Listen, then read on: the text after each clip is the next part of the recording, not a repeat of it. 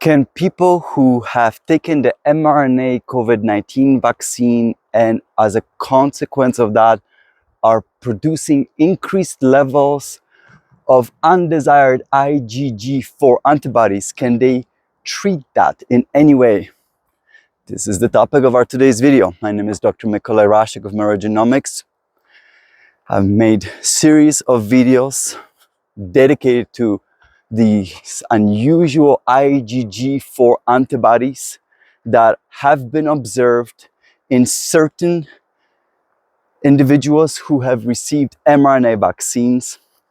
It's not seen in everyone. There has to be a certain order of both vaccination versus infection in order for this to be observed. In essence, literally what this appears to be doing is building tolerance towards the spike protein. And we yet do not know what the clinical consequences of that are. But clearly, I was also interested, in case this is bad news, how can we be treating this? And that's what I've assembled for this video. So first, let's talk about what we already know about diseases where there is high level of IgG4 antibodies. We did talk about that as well in the past. We're talking about IgG4 related diseases. And talking with experts on this topic, what we are learning is that IgG4 antibodies, it's potentially very valuable to know these levels, because individuals who have high levels of these IgG4 antibodies, they might not present clinical symptoms for a very long time. So it's similar to, say, cancer. Imagine if you have cancer, you might have cancer growing without knowing that at all and without presenting any clinical symptoms. And yet there is damage going on inside. And it's a similar thing with these IgG4 related antibodies. Organs can be damaged without a person being any wiser, because there is no clinical symptoms. So that brings me now to measurement of IgG4 antibodies. And that's something that is potentially very valuable to measure. It's valuable for people who have IgG4 related diseases. And the reason why is because it can tell you about the progression of the disease, as well as whether treatments are working. And we'll be talking about that in just one moment. And also, this also might be extremely valuable to people who have decided to take mRNA vaccine without knowledge of prior infection. So if you have measured your IgG4 antibody levels, please let me know which company you've used. I'd like to assemble that information. What are the companies that could be used in order for vaccinated individuals to start learning this? We need to start getting to the bottom of this. Is this a potential problem or not? Are these levels on the rise? And the reason why it's important to know, because it appears there is a way to treat it and potentially mitigate serious issues. So again, if you have been vaccinated with mRNA COVID-19 vaccines, you might consider measuring your blood levels of IgG4 circulating antibodies. And that's why I'm asking anyone who might have already taken such test, share the information and let us know which companies you've used. I'd like to track this information and we'll see, maybe I'll be able to assemble something. Maybe, it really depends. Anyway, it's very valuable information to know. So that's how you can track this information to see whether there is a trouble brewing because of this particular vaccines, and it's more like the order of vaccination. So it's not in everyone, it's depending on circumstances and depending whether a person was infected first or not, and whether boosters were used or not. You can check out past videos to learn more about this specifically, okay? So now let's talk about the treatments. That's one of the reasons why IgG4 levels, antibody levels are measured in individuals that are diagnosed with IgG4 related diseases, because that can inform whether they can go on treatments. And there's two standard treatments. First one we're gonna mention are glucocorticoids. So these are steroid treatments, and this is the number one standard therapy treatment as far as I understand. So this information is based, of course, my discussions with certain experts in this area and reading literature. Remember, this is always subject to change. But the problem with the steroid treatments that in approximately 1/3 or maybe 40% of individuals, while the treatment always appears to be working immediately, about 40% of individuals will relapse from such treatment. So that means the antibody levels will come back. So that's an issue with that particular treatment. And that brings us to the second most popular treatment, which is a use of specific antibody. Now this antibody, I'm not even sure how to pronounce it. It's something like rituximab. Okay, we're gonna put a spelling of that just in case, because maybe I'm not even saying that right. But how does this antibody work? It recognizes specific antigen on B cells called CD20, okay? So antigen basically means antibody target. So this antibody recognizes a specific molecule on top of B cells. What are B cells? B cells are the type of cells that eventually will lead to generation of cells that produce antibodies. So B cells are like progenitors of eventual development of antibodies. And this molecule CD20 is specifically present on the type of B cells that will lead to the production of IgG4 antibodies. So if you treat with this rituximab antibody, you will kill those cells. And as a consequence, you can clean that up. So it's very effective. These cells will die, and you can literally remove the population of cells from circulation that would lead to development of IgG4 antibodies. So very, very effective. The only problem with this treatment is its cost. It's quite expensive. So check out this beautiful glacier behind me with a beautiful glacier lake. All right, so those are the two main treatments. But now let's talk about maybe some natural methods. So for me, of personal interest was, and I researched this and I wrote an article on this topic from a blog recently, and that was to find out, could you use fasting to remove IgG4 antibodies? And I could not find any information about this at all. And the only information I was able to find, specifically to IgG4 antibodies, I could not find any information.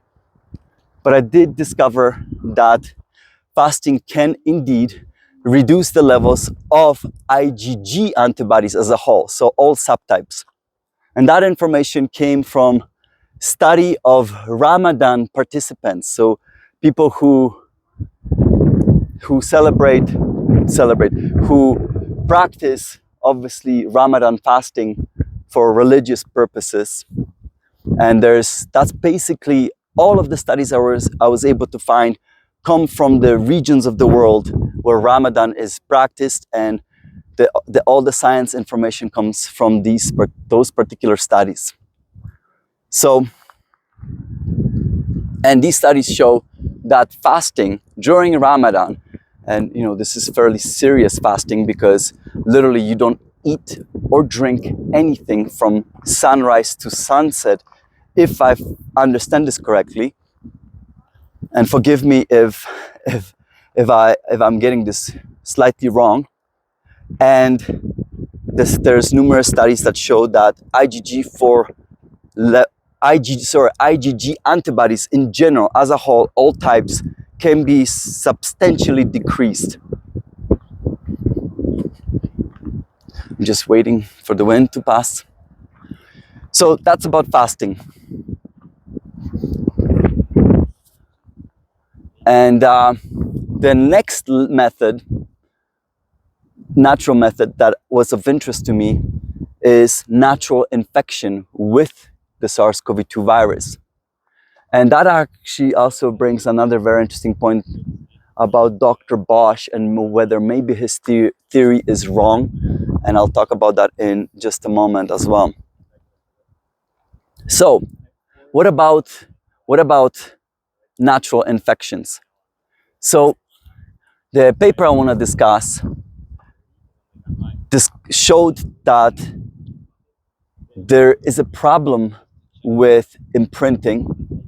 And imprinting basically means is that once you are either vaccinated or infected, you program your body or your immune system to respond in the same manner when it encounters future infections.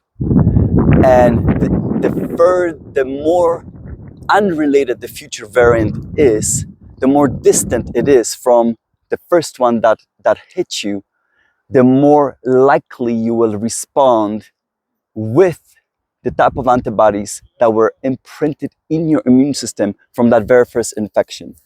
So that's imprinting, and that basically means you respond with antibodies that are not very effective. So these authors wanted to see what is the effect of imprinting on the current Omicron infections and reinfections that we're seeing. They studied that both in mice as well as people who experience multiple Omicron infections, and it was very interesting results. And why did they study this? And this is what I found very fascinating, because they mention right at the beginning of this article, they mentioned something super interesting. They said that I don't think I even was able to hear a year ago.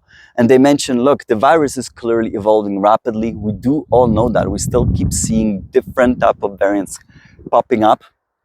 And why is that? What is driving this? And they flat out say it's because of the humoral immune response, meaning antibodies.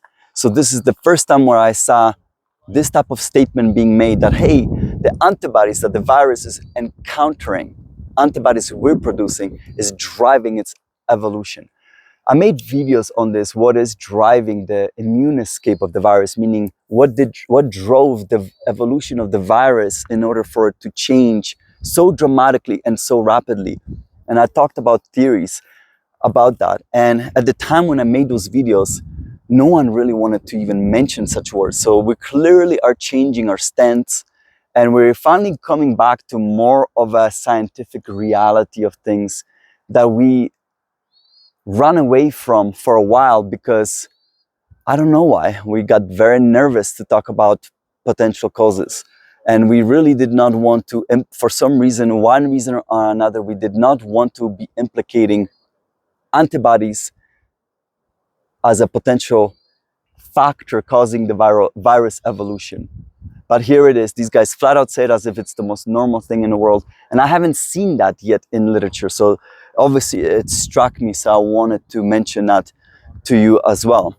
So what they did is these guys, they immunized mice, and they gave mice vaccine shots. They used CoronaVac as well as mRNA vaccines. And they showed that once mice were immunized with vaccine against the wild type original strain that we humans were also immunized with, if such mice subsequently were immunized later on with against Omicron variant, they predominantly responded with antibodies targeting that original wild type strain.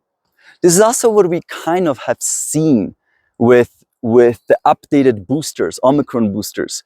And why they did not work very well, because pretty much of the same reason, the immune imprinting, and we made videos on that as well. Nice. And however, what was interesting is that when they did another booster, second booster shot that was Omicron related, that actually restored the mouse antibodies to be able to start neutralizing infection with Omicron viruses. So this is really interesting, because what they basically were saying is that, okay, the first hit with Omicron booster was not positive response, but the second one did, and it really what it really helped is the mice were able to finally start switching into the production of antibodies that were targeting Omicron variants. Now they also looked at what they also did is they looked at human cohorts who were vaccinated versus unvaccinated. So that's interesting that and it's a good thing they decided to use unvaccinated as well as a control. And people who were infected with various Omicron variants. And what they were seeing is that after first infection with Omicron variants, the antibodies that these individuals were producing were once again predominantly made to target the wild type. So if these individuals were vaccinated and they were infected with Omicron variant, their primary response was to produce antibodies that would attack the original wild type, and therefore they were not very effective against Omicron. Hence, immune imprinting was really causing an issue here. But if they were reinfected later on, again with another later version of Omicron, once again, these individuals started to show levels of antibodies that were started to be effective against Omicron. So what does this mean? It means that these individuals, their B cells were starting to transform and change themselves to be able to finally recognize the Omicron, and these B cells were starting to change to start producing antibodies that once again could start neutralizing Omicron variants. So, and this was very, very evident. However, I'll add here that unvaccinated individuals, their imprinting was not as strong as vaccinated individuals. So unvaccinated individuals, their response and transition towards recognition of Omicron variants was much more potent and stronger. So that was also interesting. So what does this mean? It means that these B cells are switching again to start recognizing, they're changing themselves. So our own immune system is mutating itself to be able to eventually start recognizing Omicron variants. We are now producing antibodies that are recognizing Omicron variants, and it's helping us deal with these latest variants. Now, why is that a good news for the IgG4 antibodies? Is because clearly we are shifting the number of B cells that are no longer producing antibodies against the wild type strain, the one that started the pandemic, the one that is not even around anymore. And we are now producing more B cells that are recognizing latest variant. And that would mean that we are also having less and less, or it should mean that we should have fewer and fewer B cells that would be responsible also for production of these IgG4 antibodies. So that's the potential good news, is that naturally, because of these reinfections with Omicron, we actually might eventually drive down the production of IgG4 antibodies. So that's the good news. But this also brings me to another very interesting question.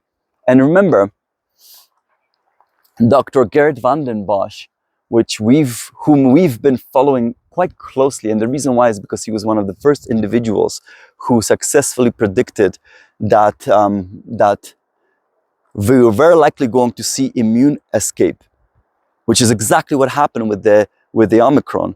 So because he was one of those few individuals who was warning about that, we've been following his science very closely, his writings.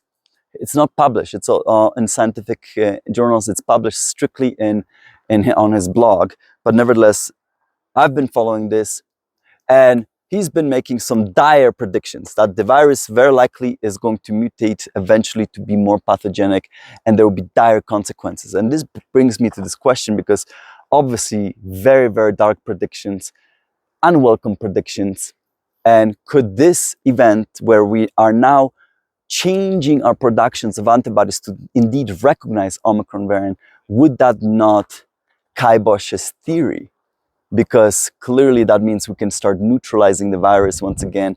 And I would love for him to be able to respond to this particular publication and see how that fits his theory or not, because obviously I've been attempting to find any evidence I could possibly find to contradict his theory, because obviously no one wants this theory to come true, right? Including himself. He's just quite adamant that he thinks that is what's going to happen. So I would love to know whether this might actually not, well, really contradict his theory or not.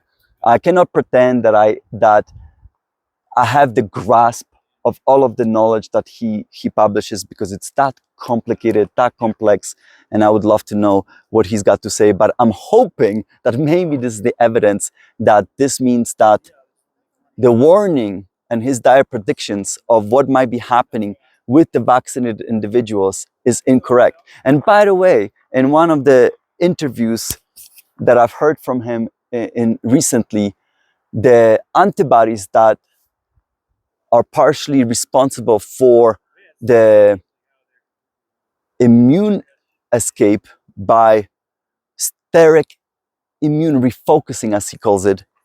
He calls these antibodies polyclonal non-neutralizing antibodies. He also admitted that he expects that these are exactly the same as IgG4 antibodies. And if these are responsible for causing these issues, including lack of training our innate immunity, which is the primary immunity that he believes and claims, and I would tend to agree with what I've been studying scientifically, is mostly responsible for clearing our viruses, and why this is going to be a problem for the vaccinated. Well, if these antibodies are also disappearing, well, wouldn't that actually change the course, or basically negate his theory? So would love to know if he could make a comment on that particular publication, because clearly we need to listen to some of his brains on this topic. But basically, here are some of the treatments against IgG4 antibodies. We should start monitoring this on a greater level. So this is more like a hope that scientifically we will start looking and investigating this on a greater level. And if you have vaccinated yourself with mRNA injections and you were not infected prior to that, you might consider looking at your IgG4 antibody levels in case they are higher than they should be, and in case they are on the rise. And the reason why is because then you might consider taking certain actions to negate any potential problems that such antibodies could cause. All right, so that's all I have for you in this video. It's a video I wanted to make for a while, and just wanted to say once again, thanks for your support. I wanted to remind you quickly that I was invited to a conference that's already been all recorded. The registration has been open for a while. Please check it out. The conference is dedicated to long COVID as well as chronic fatigue syndrome. And clearly it's a big issue because apparently it's fairly common. So just wanted to say thank you, because that's thanks to your support of the videos. So really what I'm saying is thank you for supporting me, supporting the channel, sharing this knowledge. And thank you for all your donations as well. I always forget to say that. And also check out my Patreon channel, where I add additional content as well that does not necessarily make on this channel as well. And I look forward to seeing you in the future, everyone. And bye for now.